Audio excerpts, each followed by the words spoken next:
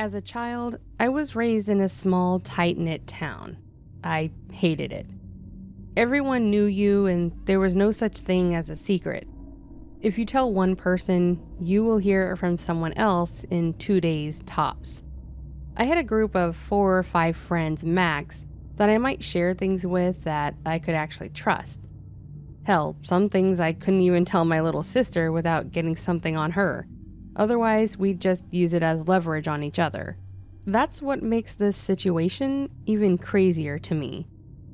Our school classes were pretty normal, in curriculum and size, in my opinion. We had maybe 10 to 15 of us in a classroom.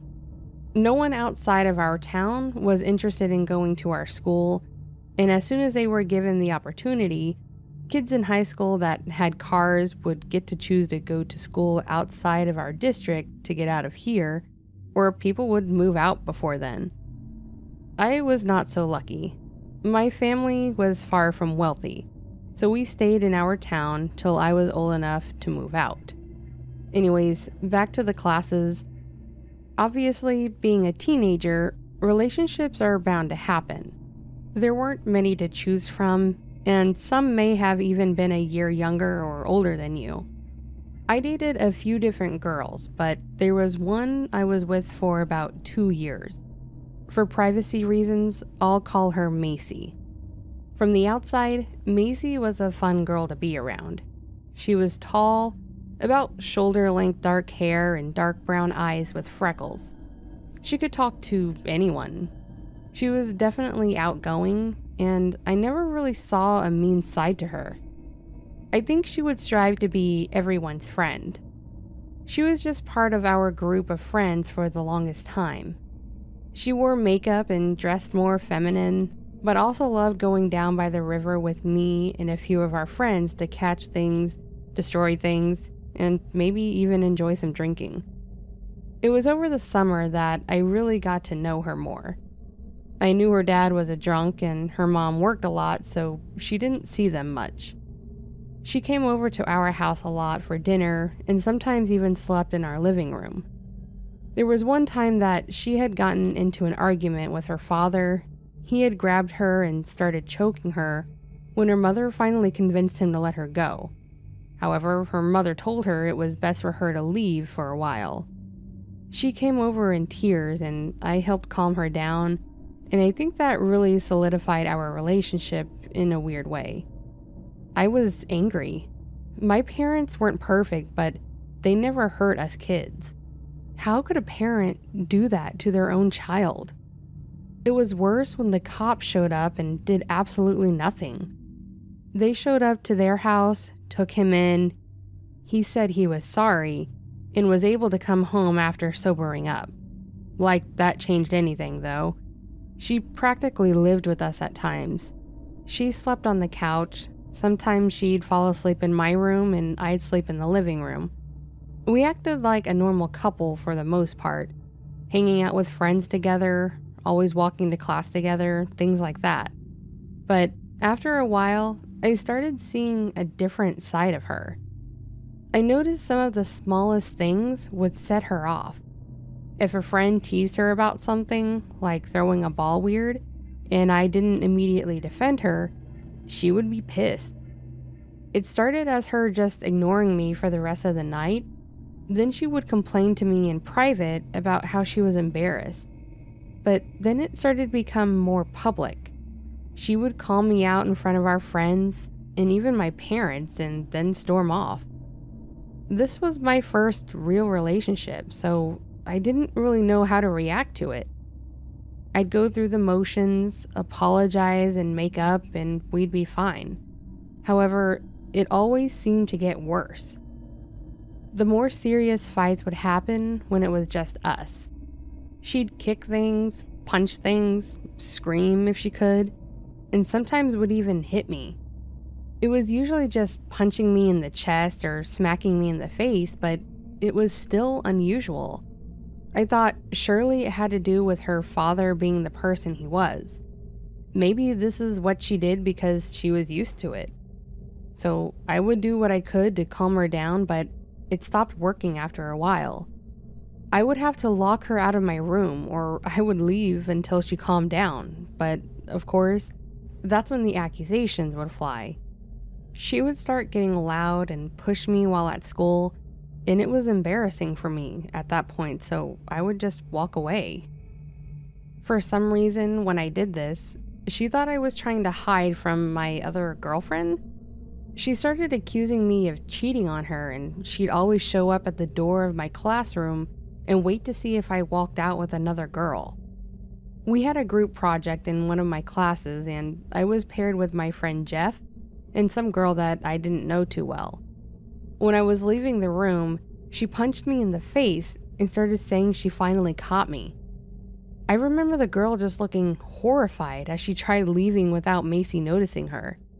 People were starting to gather, but she had her eyes locked on and jumped on this girl's back and started slamming her around. I managed to get her off of the girl and told her we were done. I remember I called her psycho or something equally hurtful because the look in her eyes changed to sorrow and she ran off. I, of course, got called to the office and had to explain what happened. Macy ended up being expelled.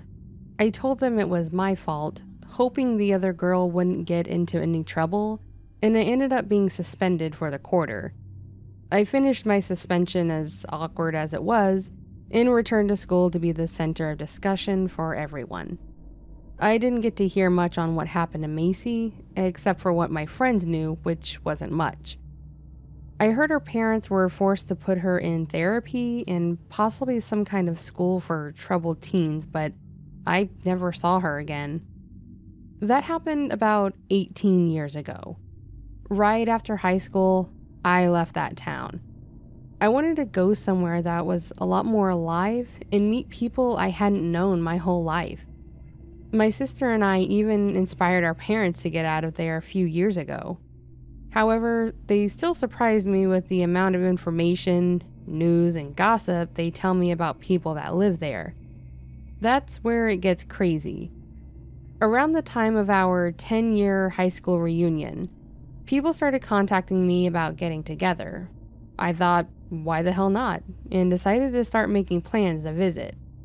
However, a few weeks after that, I got a frantic call from my mom late at night telling me there had been a fire in our old town.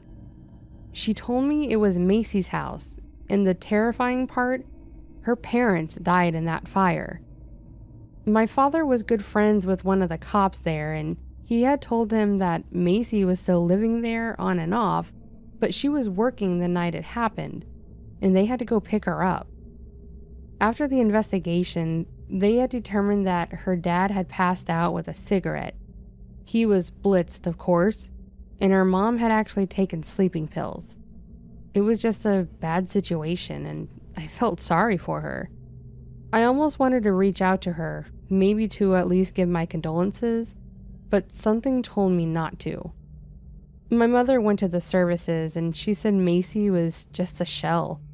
She just sat in the front pew, staring straight ahead until the services ended. Afterwards, she said she was nowhere to be found, so my mother had left her a card and other items and just left. After that, I never heard about Macy or her life until last year. This time, my friend actually texted me and sent me a link to the local news for our old town. It started as a suspicious fire. Police were called to an old barn that was on fire behind one of the bars. Someone apparently walked out back, smelled the smoke, saw the flames between the trees that separated the property, and called 911. After they put out the fire, they found a man's body in there. He had been stabbed multiple times, bludgeoned with a shovel, and doused in some kind of oil and set on fire. They couldn't ID the guy because he didn't have anything on him. That was crazy enough, right? Not at all. Not for that place. Rumors started flying pretty quickly. People started talking, but not to the police, but that didn't stop them from finding out. That's when my friend started filling in the blanks, where the story left off. He still lives there. he actually took over his parents' truck store, so he gets just as much information. The guy ended up being identified as the owner of the bar. They figured this out because his wallet was found in the dumpster at his bar, but his cash was missing. Coincidentally, someone showed up at a different bar flaunting cash and buying everyone drinks, saying it was in this guy's honor. Thing is, they hadn't publicly announced this guy's identity, so the police took notice of this. The girl was picked up and questioned when she finally confessed to the murder. You know where this is going. It was Macy. She was apparently dating the owner, or at least there was something going on between them. However, he was married. Rumors were that the wife found out, the owner tried to break it off with Macy, and she wasn't having it. Now that she is locked up for this, the rumors are coming back that she may have been involved in her parents' deaths. So, not only did I date a not-so-stable girl in high school, but she turned out to be a murderer, so I guess I got lucky at the time. But it does make me think what could have happened if I did reach out to her when her parents passed. What if we didn't move? Could I have been a victim? I also think if this was related to her childhood, and if that could have made a difference as well. One thing I told my friend, though, is that he'll have to come see me from now on because I do not want to step back in that town.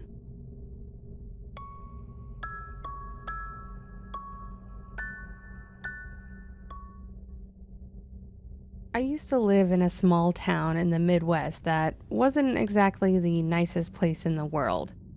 We weren't so small that everyone knew everyone else, but we were small enough that most of the large corporations passed over the town when opening new locations, and anytime something new was coming to the town, everyone knew.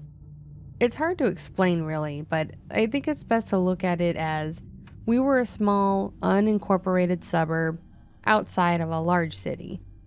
The town had a name, but it wasn't one that most people would know, and it was small enough that when you introduced yourself, you would just say that you were from the bigger city to the north. It was small enough that we only had one elementary school and the one high school, if that makes more sense. Anyways, I had a plan when I was in high school that I was going to move as far away from that town when I graduated, and then I graduated and realized that I needed to have money to do anything. So I ended up staying for a few more years to save up and get my own place. During this time, I worked for the big-name grocery store that had recently moved into the town. I started as a cashier, but after a few months, the owner had wanted to try something new, and his big idea was implementing a delivery program. Basically, the customer would call in or go to the website and order any number of things, someone would pick it out, and then the driver would deliver it to the person's house. The only real rules were that the order had to be over $20 and it had to be within 10 minutes of the store. I, of course, was promoted to delivery driver because I had been there longer than most of the other cashiers. I was a bit iffy with it at first. I wasn't a huge fan of going to strangers' houses with groceries, but I didn't have to handle any money since the orders had to be paid for before we did the delivery. So as my boss would put it, I was at a pretty low risk of being robbed. Plus, it wasn't like I was driving around a car that had a logo or said I was a delivery driver. It was just my old Ford, and the likelihood of someone robbing me in an old rusted out 90s Fiesta was pretty much zero. Plus, after doing it for a couple weeks, I started feeling like it wasn't that big of a deal. I got to know some of the people in my town better. They were mostly friendly, and people actually did tip cash, so it was kind of neat. Then, of course, there's the event that ruined everything. The one that this story is actually about. We got a delivery to a house that had an address that seemed familiar to me, but I wasn't sure why it was familiar. I didn't live on the street at any point in my life or anything, and I looked at the map at the store, but nothing around it seemed familiar to me. I just shrugged it off that I must have done a delivery over there at some point and the house was familiar because of that. I grabbed their order, which was a dozen frozen pizzas, and headed out. It wasn't until I pulled toward the house that I actually realized why I was somewhat familiar with the house. I once had to pick up a friend of mine from this house to get him away from his not so great lifestyle back when I was like 16. This was what it was commonly known as a trap house, and it was one of two in town. It was an older house that was clearly not kept up, but was actually really nice looking as long as you didn't get close. I looked at the delivery slip in hopes that it was a house nearby or something, and not this specific house, but of course, it was 100% this house. I parked my car in front of the house and just thought to myself that they ordered groceries, they knew you were coming, and nothing bad would happen. I got out, walked up to the front, and as soon as I stepped in and closed the gate to the front yard, all hell broke loose.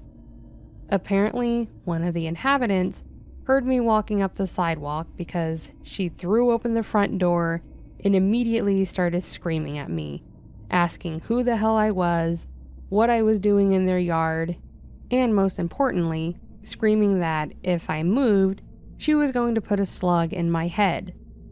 That last statement was the one that bothered me the most, obviously, because she was walking toward me with a double-barrel shotgun and her finger shaking near the trigger.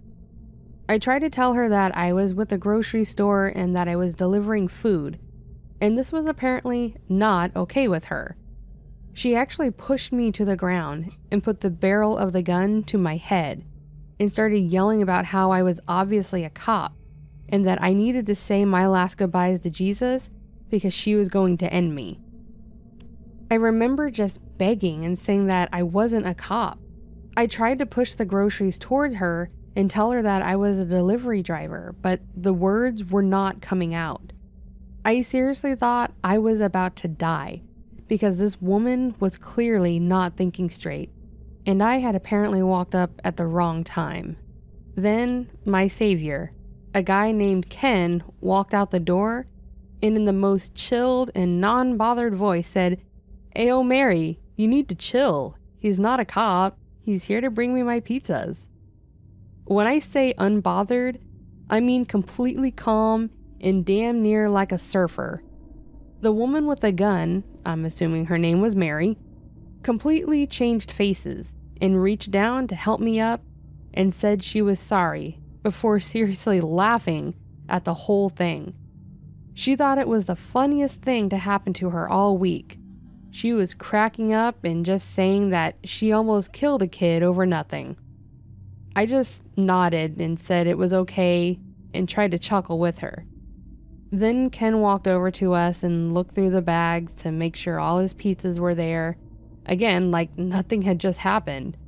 He counted them out and said they were all there and that he appreciated me bringing them out because his car was in the shop. This was the most awkward conversation I'd ever had with anyone. Confirming that all the food was there while thinking that I was going to need to change my pants, while the woman that nearly blew my head off was chuckling and slapping her legs in her laughing fit. Ken then handed me a $5 bill and said it was for my troubles and that Mary wasn't normally like that. She was just having a bad morning. I took the money and made it away from that house as quickly as I could. I have no real way of explaining the feeling I had afterwards other than pure adrenaline. And the whole way back to the store, I was shaking and my heart was racing. I got back and I told my manager what happened, and he said he would make a note of it on their account, but that he couldn't blacklist them. Thankfully, they never did order for delivery again, and while I did see Ken come into the store a couple times, I never saw Mary again, thankfully. Surprisingly enough, I kept doing the job for another year after that, but only because I needed the money. Once I had enough saved, I got out of there and moved to a nicer town on the other side of my state. And now the only reason I go back is to see my mom for her birthday and Christmas.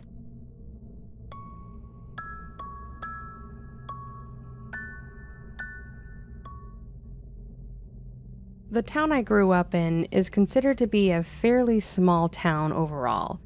It's basically made up of continuations of previous generations, and while they have recently got a Sonic's Drive-In and a Dollar General, it is still and forever will be a super small town in north central Colorado. Most people think of Denver when you mention the area, but we're actually a solid hour and a half away. I spent most of my life in the arms of what was basically the middle of nowhere, but unlike the rest of my graduating class of like 30, I ended up moving out further west when I hit 20. So I know both sides of life, this tiny town that no one's heard of, and the big city out on the coast. What's weird, life in the small town is actually more terrifying, in my opinion. Sure, living in Cali, you may get robbed or accosted by someone on some sort of substance, but at least you can expect it. For some reason, learning about the horrors of your hometown tends to blindside you, or at least it did me. I don't know, maybe not all small towns have secrets that they hold on to like mine did, or maybe they do. My hometown actually had a few things that everyone knew about, but no one spoke about. Some of them happened in my grandparents' time, some in my parents', but they were some of the best kept secrets around, honestly. The main thing I learned was that I apparently had an aunt at one point. Back when I was about 15, my grandma accidentally slipped up and called me Nance. My name is certainly not Nance, Nancy, or any variation of that. I asked her who Nance was, and I remember when I asked her, she looked like she was about to seriously burst into tears. She said that she couldn't tell me, but that I should ask my father about it.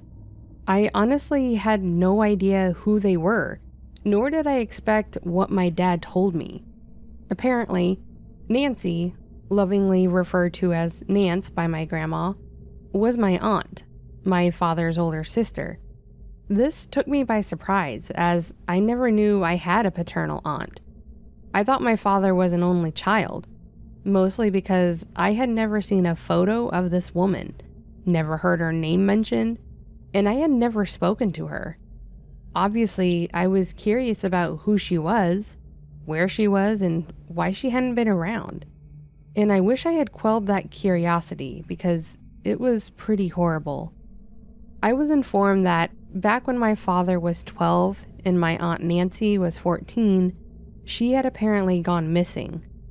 There was one night back then that she went out with her friends and she just never came home. At first, my grandma thought it wasn't a big deal. She was just out there and being stupid.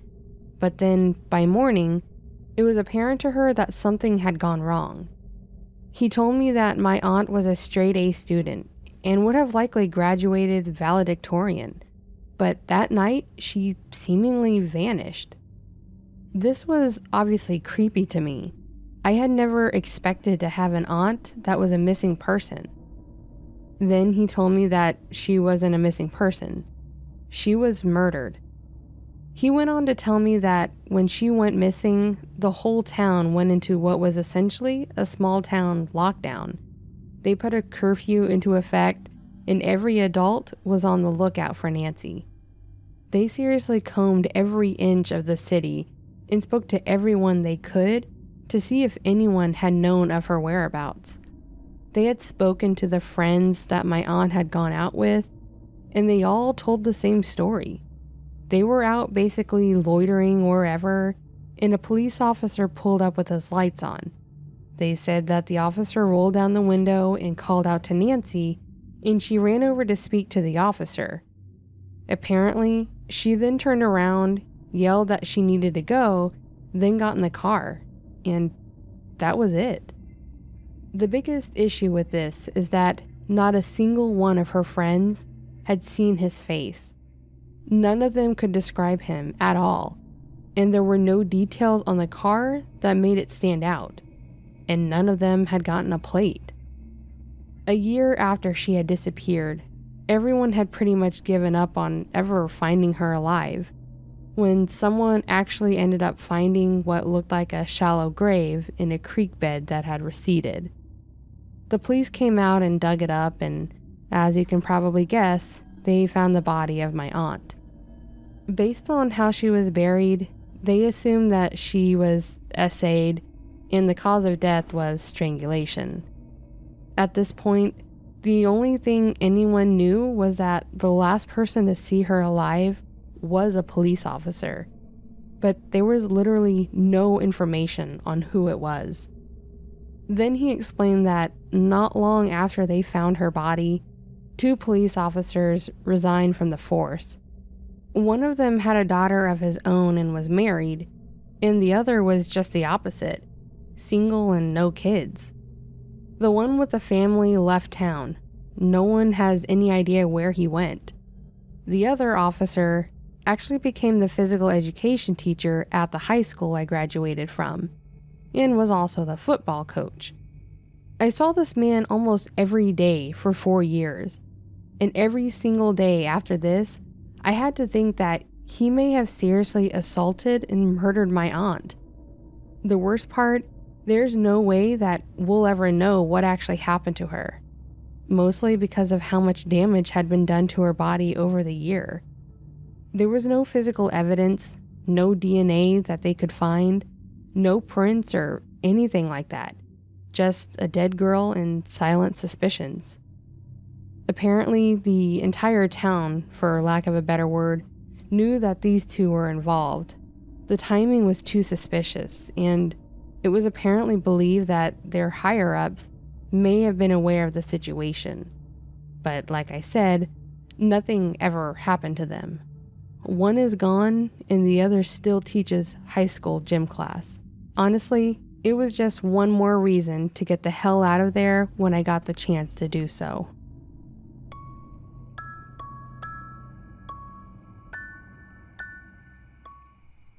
And that, my friends, wraps up an episode of our small town stories. I don't really think I lived in a small town, nor can I really think of anything crazy that happened in it. But I know that in the current town I live in, there was an incident that happened a long time ago, I guess. I don't remember when it was. But it was a murder, and it was featured on one of those true crime shows, so that was interesting to learn. But that's about all I can think of. What about you? Do you guys have any interesting stories from your hometowns? Leave me a comment letting me know. And in the meantime, if you did enjoy this video, please do give it a like below. And if you'd like to hear more content like this, consider subscribing. And until next time, friends, have a fantastic week and take care.